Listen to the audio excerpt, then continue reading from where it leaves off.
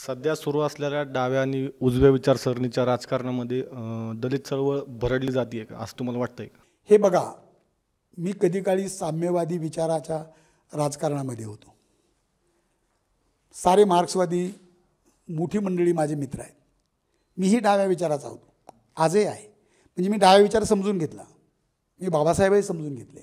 आणि तुम्हाला दुसरी गंमत सांगतो, मी बाळासाहेब भारद्यांच्या कॉलेजमध्ये होतो. बाळासाहेबांनी माझ्यावर खूप प्रेम केलं.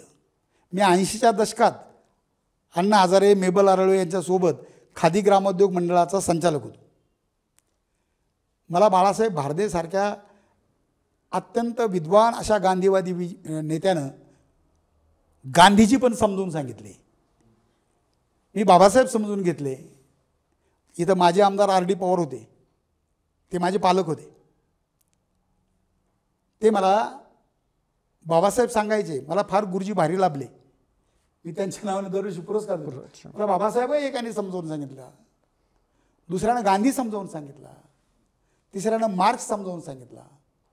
आणि मी खूप बारकाईनं नीटपणे हे सर्व समजून घेतलं. तरी देखील मी कोणा एका विचाराचा झालो नाही.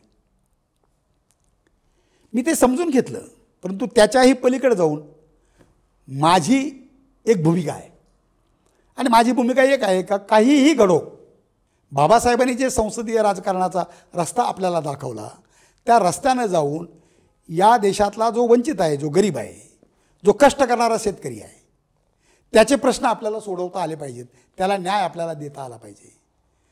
त्यामुळं कुणाची फरफट झाली, कुणाचं काय झालं, हा जो प्रश्न तुम्ही विचारला आहे तो तसा सर्वसमावेशक नाही आहे.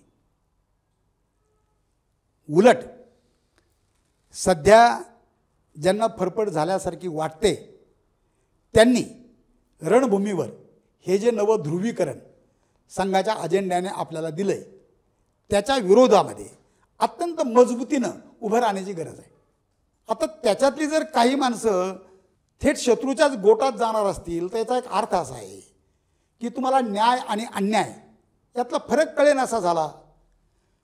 तुम्ही जर अन्यायालाच न्याय म्हणायला लागलात तर तो शत्रूचा फार मोठा विजय असतो बरं का, आणि तुमचा घनघोर पराभव असतो.